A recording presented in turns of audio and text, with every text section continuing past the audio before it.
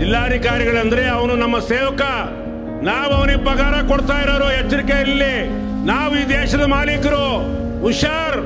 ಜಿಲ್ಲಾಧಿಕಾರಿ ಏನು ಬ್ರಿಟಿಷ್ ಸರ್ಕಾರದ ಜಿಲ್ಲಾಧಿಕಾರಿನೋ ಅಥವಾ ಪ್ರಜಾಪ್ರಭುತ್ವ ಸರ್ಕಾರ ಜಿಲ್ಲಾಧಿಕಾರಿಗಳೋ ನಾನು ಇವತ್ತು ಪ್ರಶ್ನೆ ಮಾಡ್ತಾ ಇದ್ದೀನಿ. ರಾಮನಗರ ಜಿಲ್ಲಾಧಿಕಾರಿಗೆ ಎಲ್ಲ ಬೇಲಿ ಹಾಕ್ಕೊಂಡಂತ 144 ಸೆಕ್ಷನ್ ಹಾಕಿ ಯಾರೇ ಚಳವಳಿಗಾರರು ಹೋಗಂಗಿಲ್ಲಂತೆ. 2 ಜನ 3 ಜನ ಬರ್ರಿ, ಅಲ್ಲೆಲ್ಲೋ 2 ಬರ್ಲಂಗ್ ದೂರದಲ್ಲಿ ಮನವಿ ಕೊಡ್ತೀವಿ, ಯಾರೋ ಬರ್ತಾರೆ ತಗೊಂಡೋಗ್ರಿ ಅಂತಾನಂತೆ. ನೀನೇನಾದ್ರು ಆ ರೀತಿ ವರ್ತನೆ ಮಾಡಿದ್ರೆ ಒಂದ್ ದಿವಸ ಎಲ್ಲರೂ ರಾಮನಗರಕ್ಕೆ ನಾವು ಲಗ್ಗೆ ಹಾಕ್ತೀವಿ ಅಂತಕ್ಕಂಥದ್ದನ್ನು ಕೂಡ ಈ ಸಂದರ್ಭದಲ್ಲಿ ಹೇಳಿ ಬಯಸ್ತಾ ಇದ್ದೇನೆ ನಾನು. ರೈತ ಹೋರಾಟಕ್ಕೆ, ಕಾರ್ಮಿಕರ ಹೋರಾಟಕ್ಕೆ, ದಲಿತರ ಹೋರಾಟಕ್ಕೆ, ಮಹಿಳೆಯರ ಹೋರಾಟಕ್ಕೆ ಈ ದಿನ ಬಹಳ ವಿಶೇಷವಾದಂಥ ದಿನ.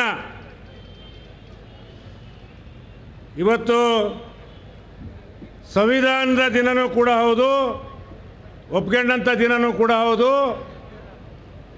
ದೆಹಲಿ ಚಳವಳಿ ಏನು 13 ತಿಂಗಳು ಸತತವಾಗಿ ದೆಹಲಿ ಹೊರವಲಯದಲ್ಲಿ ಸತತವಾಗಿ ಚಳವಳಿ ನಡೆದು ಈ ದೇಶದ ಪ್ರಧಾನಮಂತ್ರಿ ನರೇಂದ್ರ ಮೋದಿಯನ್ನು ಮಣಿಸಿದಂಥ ದಿನನೂ ಕೂಡ ಹೌದು. ಆದ್ದರಿಂದ ಇವತ್ತು ಅಲ್ಲಿಂದ ಪ್ರಾರಂಭ ಆಗಿದೆ. ಸಂಯುಕ್ತ ಕಿಸಾನ್ ಮೋರ್ಚಾ, ಎಲ್ಲ ರೈತ ಸಂಘಟನೆಗಳ ಒಕ್ಕೂಟ, JCTY, ಎಲ್ಲ ಕಾರ್ಮಿಕ ಸಂಘಟನೆಗಳ ಒಕ್ಕೂಟ, ದಲಿತ ಸಂಘಟನೆಗಳು, ಮಹಿಳಾ ಸಂಘಟನೆಗಳು, ಶೋಷಿತ ವರ್ಗದ ಎಲ್ಲ ಸಂಘಟನೆಗಳು ಸೇರಿ ಇವತ್ತು ನಾವೆಲ್ಲರೂ ಕೂಡ ಹೋರಾಟ ಮಾಡ್ತಾ ಇದ್ದೇವೆ. ಈಗಾಗಲೇ ಕೇಂದ್ರ ಸರ್ಕಾರ ತರ್ತಕ್ಕಂಥ ರೈತ ವಿರೋಧಿ, ಕಾರ್ಮಿಕ ವಿರೋಧಿ ನೀತಿಗಳನ್ನು ನಾವು ಅಗ್ನಿಕುಂಡದಲ್ಲಿ ಹಾಕಿ ಸುಟ್ಟಾಕಿ ತಾವೆಲ್ಲರೂ ಕೂಡ ನೋಡಿದ್ದೀರಿ. ಆ ವಿಚಾರಗಳನ್ನ ನಾನು ಪ್ರಸ್ತಾಪ ಮಾಡೋಕ್ಕೆ ಹೋಗಲ್ಲ. 13 ತಿಂಗಳು ಹೋರಾಟ ಮಾಡಿದಾಗ ಬಾಕಿ ಉಳಿದಂಥ ಮುಖ್ಯವಾದಂಥ ವಿಚಾರ ಸ್ವಾಮಿನಾಥನ್ ವರದಿ ಪ್ರಕಾರ C2+50 ಉತ್ಪಾದನಾ ವೆಚ್ಚಕ್ಕೆ 50 ಸೇರಿಸಿ ರೈತನ ಉತ್ಪನ್ನದ ಎಲ್ಲ ಬೆಳೆಗಳಿಗೂ ಕೂಡ ಬೆಲೆ ಕೊಡಬೇಕು, ಮತ್ತು ಅದನ್ನು ಕಾನೂನುಬದ್ಧಗೊಳಿಸಬೇಕು ಅಂತಕ್ಕಂಥ ಹೋರಾಟ ಅವತ್ತಷ್ಟಕ್ಕೆ ನಿಂತಿತ್ತು. ಅದಾದಮೇಲೆ ಸಂಯುಕ್ತ ಹೋರಾಟದ ಇನ್ನೊಬ್ಬರು ಮುಖಂಡರು ಜಗದೀಶ್ ಸಿಂಗ್ ದಲ್ಲೇವಾಲಾ ಅವರು 45 ದಿನಗಳ ಅಮರಣಾಂತ ಉಪವಾಸ ಮಾಡಿ ಜೀವನ ಮರಣದ ಪ್ರಶ್ನೆಯಲ್ಲಿ ಕೇಂದ್ರ ಸರ್ಕಾರ ಆಶ್ವಾಸನೆ ಕೊಟ್ಟು ಮತ್ತೆ ಅವರ ಉಪವಾಸವನ್ನು ಮುಕ್ತಾಯ ಮಾಡಿದರು. ಅದಿನ್ನೂ ಹಾಗೇ ಇದೆ. ಆ ಕಾಯ್ದೆ ತರದೇ ಹೊರತು ನಾವಿಲ್ಲಿ ಮೆಕ್ಕೆಜೋಳಕ್ಕಾಗಿ, ತೊಗರಿಗಾಗಿ, ಹೆಸರಿಗಾಗಿ ಏನೇ ಹೋರಾಟ ಮಾಡಿದ್ರೂ ಕೂಡ ನಾವು ಜಯ ತೆಗಲಿಕ್ಕೆ ಸಾಧ್ಯ ಇಲ್ಲ. ಅದನ್ನು ತಾವೆಲ್ಲರೂ ಮನಗಾಣಬೇಕು. ಮತ್ತೆ ಮತ್ತೆ ಸವಿಯಬೇಕೆನಿಸುವ ಮೃದುವಾದ ನಂದಿನಿ ಪನ್ನೀರ್. ಅದು ಕಾನೂನುಬದ್ಧ ಮಾಡಿದರೆ ಯಾವ್ಯಾವಾಗ ಯಾವ ಬೆಲೆ MSPಗಿಂತ ಕುಸಿತ ಆಗುತ್ತೆ. MSP ಅಂದರೆ ನಮಗೆ ಅದು ಖರ್ಚು ಬರ್ತಕ್ಕಂಥ ಬೆಲೆ ಅಲ್ಲ, ನಾವು ಹಾಕಿರ್ತಕ್ಕಂಥ ಖರ್ಚು ವಾಪಸ್ ಬರ್ತಕ್ಕಂಥ ಬೆಲೆ ಅಲ್ಲ, ಕನಿಷ್ಠ ಬೆಂಬಲ ಬೆಲೆ. ಇವತ್ತು ನಾವೇನು ಮಾಡ್ತಾ ಇದ್ದೀವಿ, ಕನಿಷ್ಠ ಬೆಂಬಲ ಬೆಲೆಗಾಗಿ ಇವತ್ತು ಹೋರಾಟಗಳು ನಡೀತಾ ಇದ್ದಾವೆ. ಈ ಸಂದರ್ಭದಲ್ಲಿ ರಾಜ್ಯ ಸರ್ಕಾರಕ್ಕೂ ಕೂಡ ಒತ್ತಾಯ ಮಾಡ್ತಾ ಇದ್ದೀರಿ. ಭಾಳ ಮುಖ್ಯವಾಗಿ ಕರ್ನಾಟಕದಲ್ಲಿ 72 ಲಕ್ಷ ಟನ್ ಮೆಕ್ಕೆಜೋಳ ಬೆಳೆದಿದ್ದೀವಿ. 2600-700 ರೂಪಾಯಿ ಹೋದ ವರ್ಷ ಮಾರಾಟ ಮಾಡಿದ್ದೀವಿ. 2400 ರೂಪಾಯಿ ಕೇಂದ್ರ ಸರ್ಕಾರದ MSP ಬೆಲೆ ಇದೆ. ಇವತ್ತು ರಾಜ್ಯ ಸರ್ಕಾರ 10 ಲಕ್ಷ ಟನ್ ಖರೀದಿ ಮಾಡಲಿಕ್ಕೆ ಇವತ್ತು ತೀರ್ಮಾನ ಮಾಡಿದೆ. 10 ಲಕ್ಷ ಟನ್ ಒಂದು ಜಿಲ್ಲೆ ಜೋಳ ಖರೀದಿ ಮಾಡಲಿಕ್ಕೆ ಸಾಧ್ಯ ಇಲ್ಲ. ಇವತ್ತು ಕೇಂದ್ರ ಮತ್ತು ರಾಜ್ಯ ಸರ್ಕಾರಗಳಿಗೆ ಈ ಮೂಲಕ ಒತ್ತಾಯ ಮಾಡ್ತಾ ಇದ್ದೇನೆ. ಸಂಪೂರ್ಣ ರೈತ ಉತ್ಪತ್ತಿ ಮಾಡಿರ್ತಕ್ಕಂಥ ಮೆಕ್ಕೆಜೋಳ ಅಷ್ಟೇ ಅಲ್ಲ, ಇವತ್ತು ಹೆಸರು 1200 1300 ಇತ್ತು, 870 MSP ಇದೆ. ಇವತ್ತು 400-500 ರೂಪಾಯಿ ಕೊಳ್ಳೋರಿಲ್ಲ. ಹಿಂಗೆ ಎಲ್ಲ ಬೆಳೆಗಳನ್ನು ಕೂಡ ಖರೀದಿ ಮಾಡಬೇಕು ಅಂತ ಹೇಳ್ಬಿಟ್ಟು ಕೇಂದ್ರ ಸರ್ಕಾರ ರಾಜ್ಯ ಸರ್ಕಾರಕ್ಕೆ ತಮ್ಮ ಮೂಲಕ ನಾನು ಇವತ್ತು ಒತ್ತಾಯ ಮಾಡ್ತಾ ಇದ್ದೀನಿ. ಕೇಂದ್ರದಲ್ಲಿ 3 ಕೃಷಿ ಕಾಯ್ದೆಗಳನ್ನು, ರೈತ ವಿರೋಧಿ ಕೃಷಿ ಕಾಯ್ದೆಗಳನ್ನು ವಾಪಸ್ ಪಡೆದಾಗ ಕರ್ನಾಟಕದಲ್ಲಿ ಯಡಿಯೂರಪ್ಪನವ್ರ ಸರ್ಕಾರ ಜಾರಿಗೆ ತಂತು. ಇಲ್ಲಿ ಅವನ್ನ ಯಡಿಯೂರಪ್ಪ ವಾಪಸ್ ತಗೊಳ್ಳಿಲ್ಲ, ಬೊಮ್ಮಾಯಿ ಮುಖ್ಯಮಂತ್ರಿ ಆದಾಗ ವಾಪಸ್ ತಗೊಳ್ಳಿಲ್ಲ. ಕಾಂಗ್ರೆಸ್ ಸರ್ಕಾರ ಪ್ರಣಾಳಿಕೆಯಲ್ಲಿ ಹೇಳ್ತು ನಾವು ಈ ರೈತ ವಿರೋಧಿ ಕಾಯ್ದೆಯನ್ನು ವಾಪಸ್ ಪಡಿತೀವಿ ಅಂಥೇಳಿ. ಇವತ್ತಿನ ತನಕನೂ ಕೂಡ ಕಾಂಗ್ರೆಸ್ ಸರ್ಕಾರ ಮೀನಾಮೇಷ ಮಾಡ್ತಾ ಇದೆ. APMC ಕಾಯ್ದೆನ ಅರ್ಧಂಬರ್ಧ ಮಾಡಿದೆ, ಇನ್ನೂ ರೈತ ಪರ ಆಗಿಲ್ಲ. ಇವತ್ತು ಭೂ ಸುಧಾರಣಾ ಕಾಯ್ದೆ ಹಿಂದೆ ಉಳುವವನೇ ಭೂ ಒಡೆಯ ಅಂತ ಒಂದು ಕಾನೂನು ರಚನೆ ಆಯಿತು ದೇವರಾಜ ಅರಸು ಸರ್ಕಾರದಲ್ಲಿ. ಭೂ ಸುಧಾರಣಾ ಕಾಯ್ದೆಯಿಂದ ಉಳ್ಳವನೇ ಭೂ ಒಡೆಯ ಅಂತಕ್ಕಂಥ ಕಾನೂನು ಮಾಡಿದ್ದಾರೆ ಇವರು. ರೈತರ ಹತ್ರ ಭೂಮಿ ಉಳಿಯಲ್ಲ. ಇನ್ನು ಆ ಕಾನೂನು ತಿದ್ದುಪಡಿ ಮಾಡದೆ ಹೋದರೆ ಭೂ ಸುಧಾರಣಾ ಕಾಯ್ದೆ ಅಂದ್ರೆ ನಾನು ವಿವರ ಮಾಡೋದು ಹೇಳಲಿಕ್ಕೆ ಹೋಗಲ್ಲ. ರೈತ ಬಿಟ್ಟು ರೈತರು ಅಲ್ದವ್ರು ಭೂಮಿ ಕೊಳ್ಳಂಗಿಲ್ಲ ಅಂತಕ್ಕಂಥದ್ದು ಭೂ ಸುಧಾರಣಾ ಕಾಯ್ದೆ. ಅದನ್ನು ಸಂಪೂರ್ಣ 79A, B, 80 ಎಲ್ಲ ಸೆಕ್ಷನ್ನು ಕೂಡ ರದ್ದು ಮಾಡಿದರು. ಅದರ ಅರ್ಥ ಏನಪ್ಪ ಅಂದರೆ ಕಳ್ಳ ಕದೀಮರು, ಭ್ರಷ್ಟ ಅಧಿಕಾರಿಗಳು, ಭ್ರಷ್ಟ ರಾಜಕಾರಣಿಗಳು, ವ್ಯಾಪಾರಸ್ಥರು, ಕಾರ್ಪೊರೇಟ್ ಕಂಪನಿಗಳು ಇವತ್ತು ಬೆಲೆ ಜಾಸ್ತಿ ಮಾಡಿ ರೈತರ ಭೂಮಿಯನ್ನು ಇವತ್ತು ಸಂಪೂರ್ಣ ಖರೀದಿ ಮಾಡಲಿಕ್ಕೆ ಹೊರಟಿದ್ದಾರೆ. ಅದಕ್ಕೆ ಅವಕಾಶ ಮಾಡಿಕೊಡಬಾರ್ದು. ಸಿದ್ದರಾಮಯ್ಯನವರು ಒತ್ತಾಯ ಮಾಡಿದಾಗ ನಾವು ತೆಗಿತೀವಿ ಅಂತ 2.5 ವರ್ಷ ಕಾಲಹರಣ ಮಾಡಿದ್ದೀರಿ. ಇನ್ನು ಮುಂದಾದರೂ ಕಾಲಹರಣ ಮಾಡಬಾರ್ದು, ಆ ಕಾಯ್ದೆಗಳನ್ನು ವಾಪಸ್ ಪಡಿಬೇಕು ಅಂತಕ್ಕಂಥದ್ದನ್ನು ಸಿದ್ದರಾಮಯ್ಯವರಿಗೆ ತಮ್ಮ ಮೂಲಕ ಎಚ್ಚರಿಕೆ ಕೊಡ್ತಾ ಇದ್ದೀವಿ. ಭೂ ಸ್ವಾಧೀನ ಕಾಯ್ದೆ 2013 ಭೂ ಸ್ವಾಧೀನ ಕಾಯ್ದೆ ಅಷ್ಟೋ ಇಷ್ಟೋ ಸ್ವಲ್ಪ ರೈತರಿಗೆ ಅನುಕೂಲ ಇತ್ತು. ಅದನ್ನು ಸಂಪೂರ್ಣ ರದ್ದು ಮಾಡಿ ಬ್ರಿಟಿಷ್ ಕಾಲದ ಭೂ ಸ್ವಾಧೀನ ಕಾಯ್ದೆ ತಂದು ಅದಲ್ಲದೆ KEDB, ನಗರಾಭಿವೃದ್ಧಿ, ಗೃಹ ಮಂಡಳಿಯಿಂದ ಈಗೆಲ್ಲ ಕಾಯ್ದೆಗಳನ್ನು ತಂದಿದ್ದಾರೆ. ಆಗಲೇ ನಾಗೇಂದ್ರ ಅವರು ಹೇಳಿದ್ದಾರೆ. ಅವೆಲ್ಲ ಭೂ ಸ್ವಾಧೀನ ಕಾಯ್ದೆಗಳು ಕೂಡ ರದ್ದಾಗಬೇಕು ಅಂತಕ್ಕಂಥದ್ದು ಈ ಸಮಾವೇಶದ ಒತ್ತಾಯ.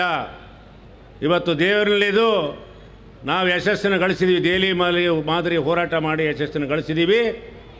ಇವತ್ತು ಆನೆಕಲ್ಲು ಮತ್ತು ಬಿಡದಿ ಅದನ್ನು ಯಶಸ್ಸು ಗಳಿಸಬೇಕಾಗಿದೆ. ಆಗಲೇ ಹೇಳಿದರೆ ನಮ್ಮೆಲ್ಲರ ಸಂಪೂರ್ಣ ಬೆಂಬಲ ಇದೆ.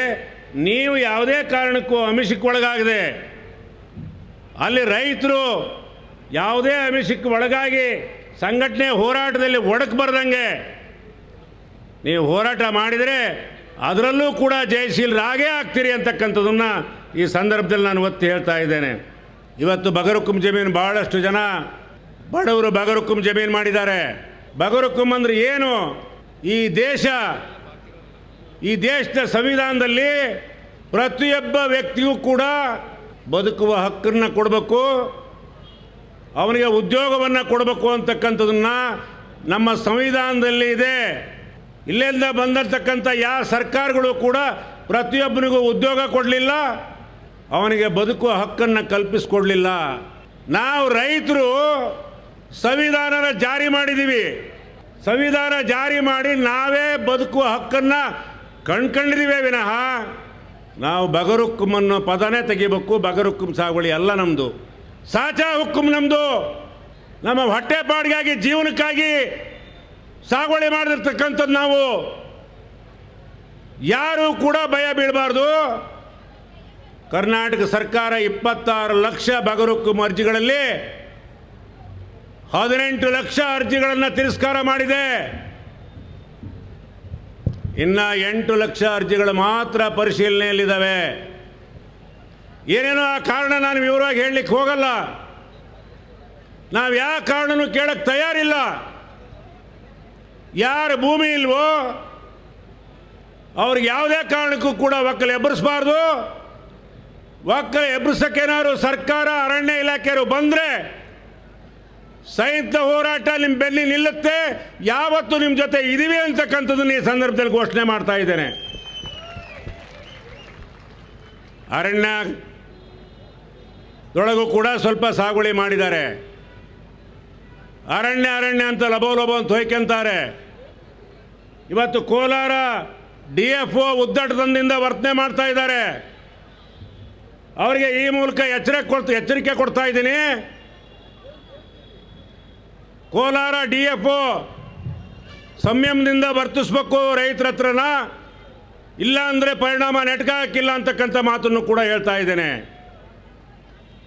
ಇವತ್ತು ರಾಮನಗರ ಜಿಲ್ಲಾಧಿಕಾರಿ ಏನ್ರಿ, ಅವರೇನು ಜಿಲ್ಲಾಧಿಕಾರಿ ಏನು ಬ್ರಿಟಿಷ್ ಸರ್ಕಾರದ ಜಿಲ್ಲಾಧಿಕಾರಿನೋ ಅಥವಾ ಪ್ರಜಾಪ್ರಭುತ್ವ ಸರ್ಕಾರ ಜಿಲ್ಲಾಧಿಕಾರಿನೋ ನಾನು ಇವತ್ತು ಪ್ರಶ್ನೆ ಮಾಡ್ತಾ ಇದ್ದೀನಿ. ರಾಮನಗರ ಜಿಲ್ಲಾಧಿಕಾರಿಗೆ ಎಲ್ಲ ಬೇಲಿ ಹಾಕ್ಕೊಂಡಾನಂತ ಅವನು 144 ಸೆಕ್ಷನ್ ಹಾಕಿ ಯಾರೇ ಚಳವಳಿಗಾರರು ಹೋಗಂಗಿಲ್ಲಂತೆ. 2 ಜನ 3 ಜನ ಬರ್ರಿ, ಅಲ್ಲೆಲ್ಲೋ 2 ಪರ್ಲಾಂಗ್ ದೂರದಲ್ಲಿ ಮನವಿ ಕೊಡ್ತೀವಿ, ಯಾರೋ ಬರ್ತಾರೆ ತಗೊಂಡೋಗ್ರಿ ಅಂತಾನಂತೆ. ಜಿಲ್ಲಾಧಿಕಾರಿಗಳಂದರೆ ಅವನು ನಮ್ಮ ಸೇವಕ, ನಾವು ಅವನಿಗೆ ಪಗಾರ ಕೊಡ್ತಾ ಇರೋರು. ಎಚ್ಚರಿಕೆ ಇರಲಿ, ನಾವು ಈ ದೇಶದ ಮಾಲೀಕರು. ಹುಷಾರ್, ನೀನೇನಾರು ಆ ರೀತಿ ವರ್ತನೆ ಮಾಡಿದರೆ ಒಂದು ದಿವಸ ಎಲ್ಲರೂ ರಾಮನಗರಕ್ಕೆ ನಾವು ಲಗ್ಗೆ ಹಾಕ್ತೀವಿ ಅಂತಕ್ಕಂಥದ್ದನ್ನು ಕೂಡ ಈ ಸಂದರ್ಭದಲ್ಲಿ ಹೇಳಕ್ಕೆ ಬಯಸ್ತಾ ಇದ್ದೇನೆ ನಾನು. ಆಮೇಲೆ ಎಷ್ಟು ಜನರಿಗೆ ಇವತ್ತು ವಾಸಕ್ಕೆ ಯೋಗ್ಯವಾದಂಥ ನಿವೇಶನ ಇದೆಯೇನ್ರಿ? ಸ್ವಾತಂತ್ರ್ಯ ಬಂದು 75 ವರ್ಷ ಆಯಿತು, ಇನ್ನೂ ಪ್ರತಿಯೊಬ್ಬರಿಗೂ ನಿವೇಶನ ಕೊಡೋ ಯೋಗ್ಯತೆ ಈ ಸರ್ಕಾರಕ್ಕಾಗಿಲ್ಲ. ಆಮೇಲೆ ಎಲ್ಲರಿಗೂ ನಿವೇಶನ ಕೊಡಬೇಕು ನಾವು ಒತ್ತಾಯ ಮಾಡ್ತಾ ಇದ್ದೀನಿ.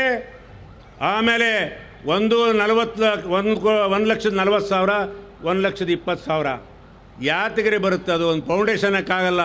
ಯಾವುದೋ ಕಾಲದಾಗ ಕೊಡ್ತಕ್ಕಂಥ ಎಲ್ಲ ವಸತಿ ಯೋಜನೆಗಳಿಗೆ ಕೊಡ್ತಾ ಇದ್ದೀರಲ್ಲ, ಅದನ್ನು 5 ಲಕ್ಷ ರೂಪಾಯಿ ಕೊಡಬೇಕು ಅಂತ ಹೇಳ್ಬಿಟ್ಟು ಈ ಮೂಲಕ ಸರ್ಕಾರಕ್ಕೆ ಒತ್ತಾಯ ಮಾಡ್ತಾ ಇದ್ದೇನೆ. ಬಡವರಿಗೆ ಕೊಡೋಕ್ಕಾಗಲ್ಲೇನ್ರಿ? ಲೂಟಿ ಹೊಡಿತೀರಲ್ಲ 5 ಲಕ್ಷ ರೂಪಾಯಿ. ಒಂದು ಪಾಪ ಬಡವ ಮನೆ ಕಟ್ಕೊಳಕ್ಕೆ ಅವನಿಗೆ 5 ಲಕ್ಷ ಕೊಡೋಕ್ಕಾಗಲ್ಲ, ನಾಚಿಕೆಗೇಡು.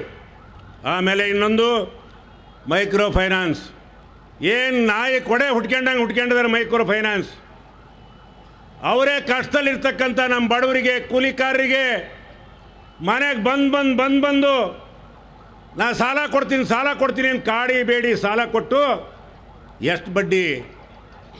24%, 26%, 36% ಸುಸ್ತಿಯಾದರೆ ಯಾವ ದೇಶದಲ್ಲಿದೆ ಈ ಬಡ್ಡಿ? ಕರ್ನಾಟಕ ಸರ್ಕಾರ ಒಂದು ಕಾಯ್ದೆ ಮಾಡ್ತು, ಬಲವಂತದ ವಸೂಲಿ ಮಾಡಬಾರ್ದು ಅನ್ನೋ ಕಾಯ್ದೆ ಮಾಡ್ತೇವೆ ವಿನಃ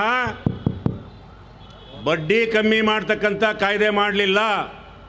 ಇವತ್ತು ನಾವು ಒತ್ತಾಯ ಮಾಡ್ತಾ ಇದ್ದೀವಿ, RBI ಕೆಳಗಡೆ, ರಿಸರ್ವ್ ಬ್ಯಾಂಕ್ ನೀತಿ ಕೆಳಗಡೆ ಎಲ್ಲ ಕಿರು ಹಣಕಾಸು ಸಂಸ್ಥೆಗಳು ಕೂಡ ಇವತ್ತು ಬರಬೇಕು.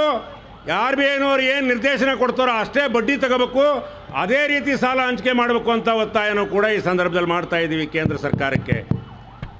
ಆಯಿತು, ಅಕ್ರಮ ಸಕ್ರಮದಲ್ಲಿ ವಿದ್ಯುತ್ ಶಕ್ತಿ ಭಾಳಷ್ಟು ಜನ ಪಂಪ್ ಸೆಟ್ ಅರ್ಜಿ ಹಾಕಿದ್ದಾರೆ, ಅವ್ರಿಗೆ ಇನ್ನೂ ಸಕ್ರಮ ಮಾಡಿಕೊಟ್ಟಿಲ್ಲ. ಸಕ್ರಮ ಮಾಡಿಕೊಡ್ಬೇಕು. ಸ್ವಯಂ ಯೋಜನೆ ತಂದಿದ್ದಾರೆ, 1 ಎಕರೆ 2 ಎಕರೆ 4 ಲಕ್ಷ 5 ಲಕ್ಷ ಹಣ ತೆರಬೇಕು. ಇವತ್ತು ಯಾರಿಂದಲೂ ತಗೊಳಕ್ಕಾಗಲ್ಲ. ಆಮೇಲೆ ರಾತ್ರಿ ಹೊತ್ತು ಹಾವೋ ಚೇಳೋ ಬೆಳಗಿನ ಜಾವ 3 ಗಂಟೆ 12 ಗಂಟೆ ಕರೆಂಟ್ ಕೊಡ್ತಾ ಇದ್ದಾರೆ. ಅಷ್ಟೊತ್ತಿನಾಗ ನಾವು ಹೊಲಕ್ಕೆ ಹೋಗೋಕ್ಕಾಗಲ್ಲ. ಏನಿದ್ರು ಹಗಲು 10 ತಾಸು ಕರೆಂಟ್ ಕೊಡಬೇಕು ಅಂಥೇಳಿ ನಮಗೆ ಭಾಳ ನಮ್ಮ ಸಮಯ ಮುಗಿದಿದೆ, ಆದ್ರೂ ಜಾಸ್ತಿ ತಗೊಂಡಿದ್ದೀನಿ, ಎಲ್ಲರೂ ಕ್ಷಮಿಸಿ ಅಂತ ಹೇಳ್ತಾ, ಯಾವತ್ತೂ ಕೂಡ ನಾವು ಒಗ್ಗಟ್ಟಿನಿಂದ ಹೋರಾಟ ಮಾಡಿದರೆ ಜಯ ಇದ್ದೇ ಇದೆ ಅಂತಕ್ಕಂಥ ಮಾತನ್ನು ಹೇಳ್ತಾ ನಾನು ಮಾತು ಮುಗಿಸ್ತಾ ಇದ್ದೀನಿ. ನಮಸ್ಕಾರ. Thank you comrade. ಮತ್ತಷ್ಟು ವಿಶೇಷ ವಿಡಿಯೋಗಳನ್ನು ನೋಡಲು ಮತ್ತು ಹೊಸ ವಿಡಿಯೋಗಳ ಬಗ್ಗೆ ತಿಳಿಯಲು EDina.com ಯೂಟ್ಯೂಬ್ ಚಾನೆಲ್ ಸಬ್ಸ್ಕ್ರೈಬ್ ಮಾಡಿ ಮತ್ತು ಬೆಲ್ ಐಕಾನ್ ಕ್ಲಿಕ್ ಮಾಡಿ.